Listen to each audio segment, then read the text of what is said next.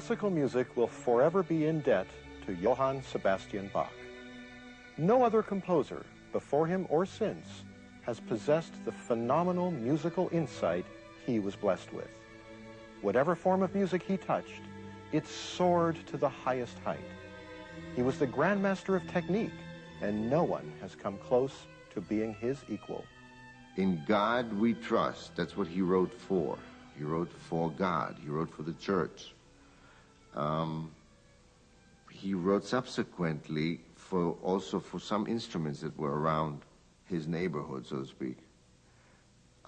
There's no great mystery. You know, I'd like to take the mystery out of what it is that music is. The mystery about music and about Bach is the fact that we can today, 300 years later, sit here and talk about it. That's mystery. Just the music itself is so sublime and on such a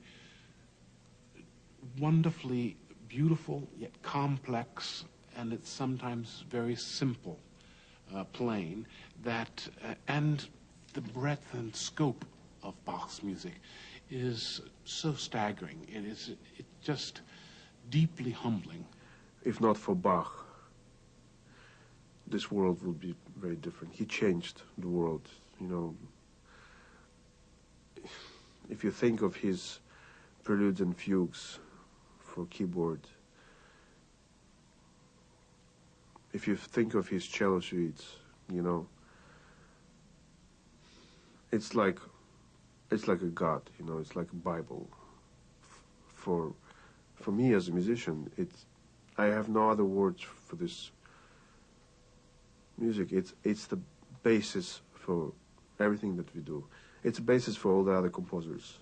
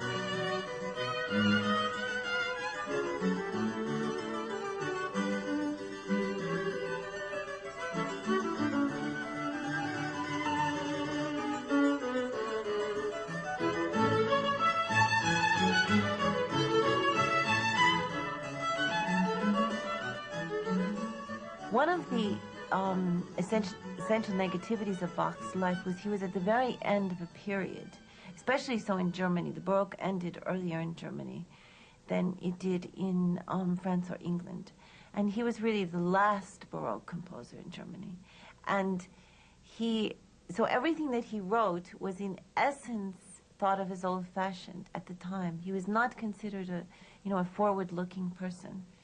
Bach was not entirely respected as a composer to the extent we respect him now. When he was alive, he was largely thought of as a great organist and improviser.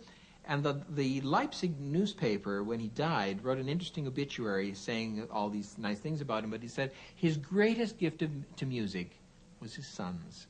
Musical fashion had already changed. Bach essentially was the culmination of the contrapuntal era, when the play of different voices was what music was about. Musical style changed with his sons, and he at that point was considered old hat. And really, he went into eclipse for some generations, and it wasn't until Felix Mendelssohn rediscovered his music and championed it that we have the consistent respect for Bach that we have today. Mendelssohn rediscovered Bach's music because he became the conductor of the Gewandhaus Orchestra in Leipzig. And he was also an organist. Mendelssohn was an organist. And he knew the music never ceased to exist. I mean, it wasn't as if it wasn't in the stream of music. Mozart knew the well-tempered clavier well. He played it. There were certain pieces that existed, mostly the keyboard music and the organ music. What Mendelssohn really did was rediscover the much broader compositions, the Passions, the B minor Mass, the really big pieces.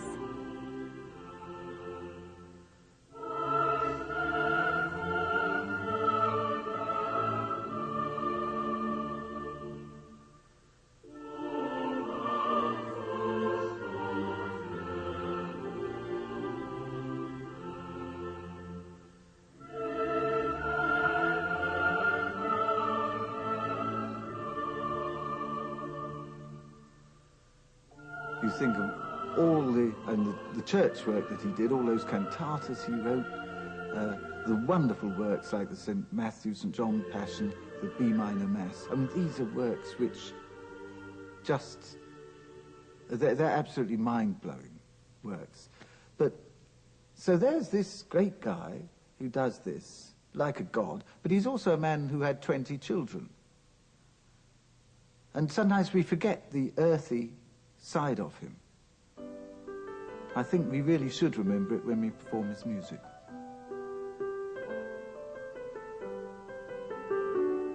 Johann Sebastian was born in 1685 in Eisenach, Germany. He was the youngest of 8 children and grew up to father 20 of his own with 2 wives. Many of his children were also named Johann.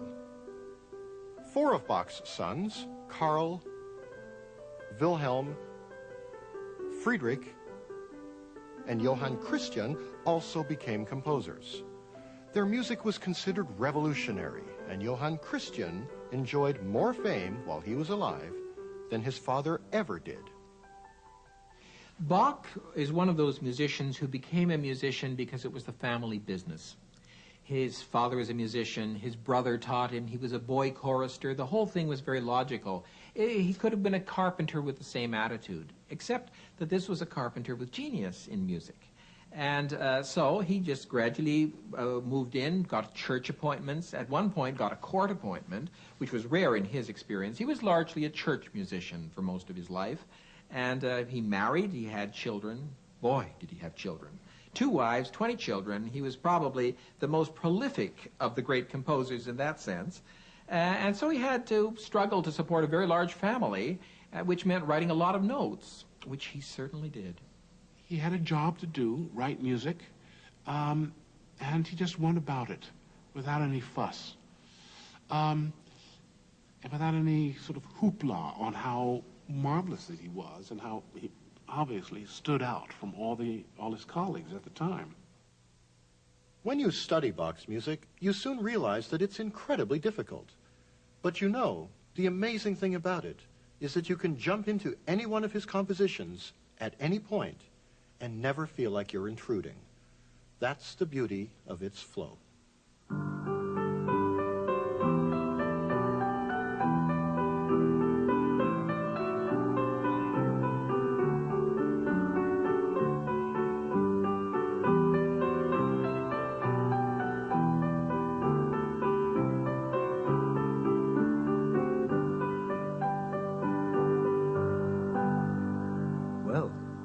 He was a genius, you see. And he was also a tremendous technical master, and he was interested in the craft. So he could take this and play around with it in all sorts of ways. And there's nobody who could match his mastery in that. I once asked a marvelous composer friend of mine, why hadn't the art of the fugue been finished by anyone? He said, oh, well, since the last 200 years, a lot of people have tried, a lot of great musicians, great composers.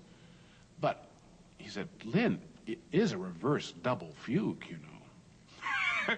I don't even know what a reverse double fugue is. Those of us who have gone through music school, we've all had to write a fugue. You learn the rules. There are these incredible rules of writing a fugue. Counterpoint, subject 1, subject 2, the keys that you have to modulate. There's very prescribed rules. But it takes a genius to take the rules and make phenomenal music out of them. And that's Bach.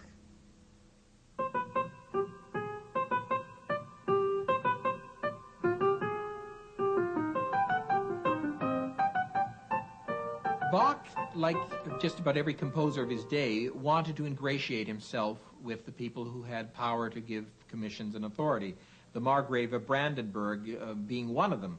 So he wrote a half-dozen concertos and inscribed them with a very long and flowery dedication to the Margrave.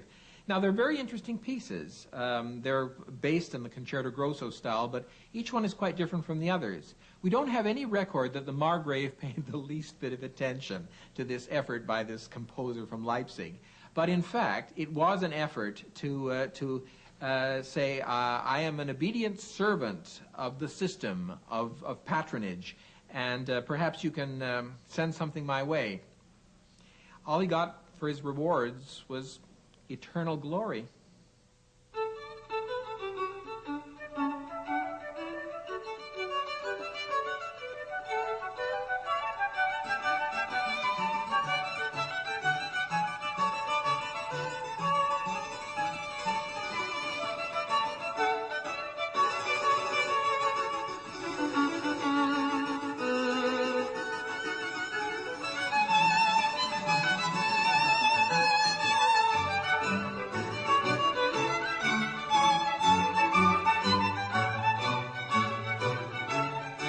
There's a lot of controversy today about how the Brandenburg concertos ought to be performed. For most of the 20th century, they were performed by large modern orchestras.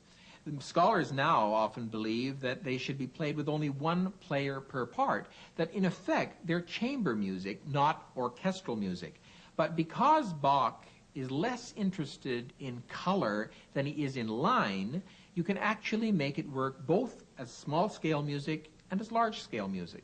I don't think it had occurred yet to Bach that the harpsichord was going to be changed into the piano, and that the old violin was going to start sounding like a modern violin.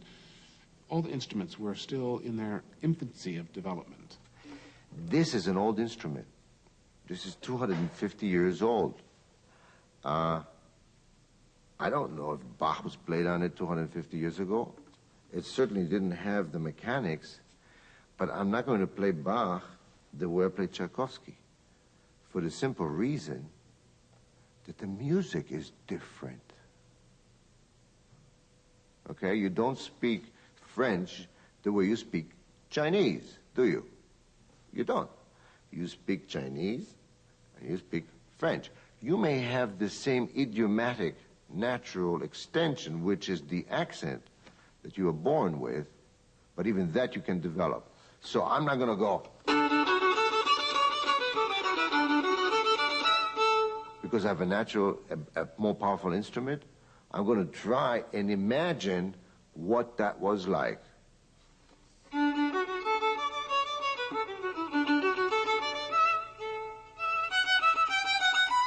But we don't have real proof of what it really sounded like. We have no idea. We can just imagine the church, we can imagine its ambiance, etc.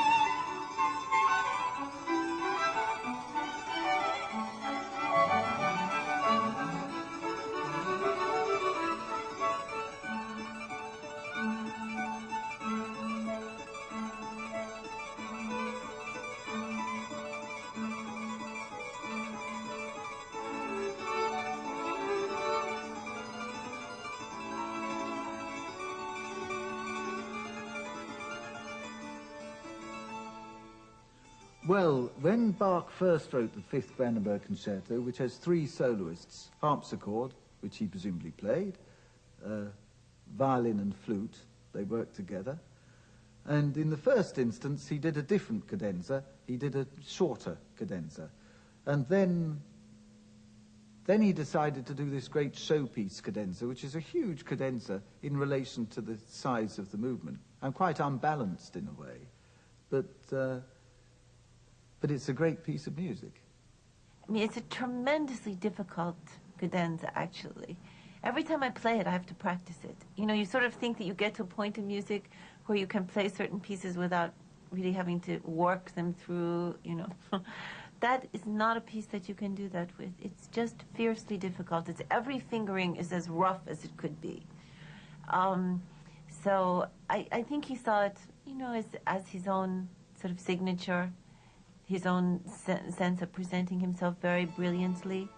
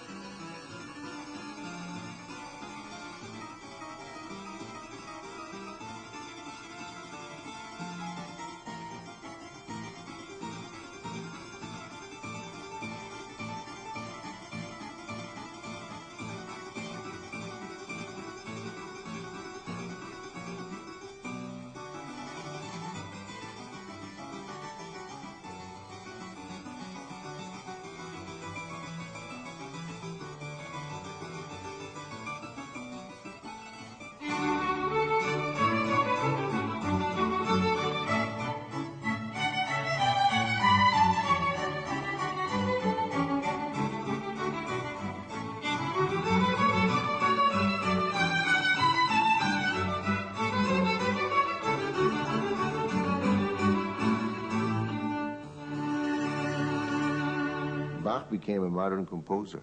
With the Brandenburg Concertos, he gives us the impression that nothing else can be written that way. And unfortunately, he stopped at 6.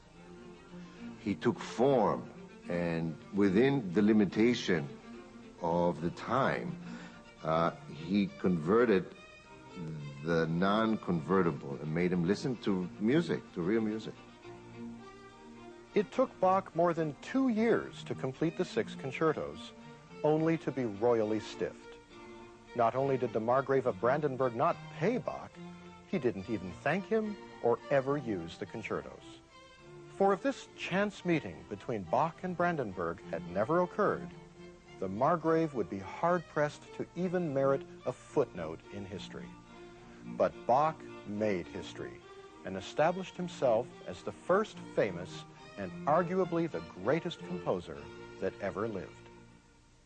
I just feel with him, like perhaps only one or two other composers of the last 500 years, feel it is such a privilege to be able to be a musician.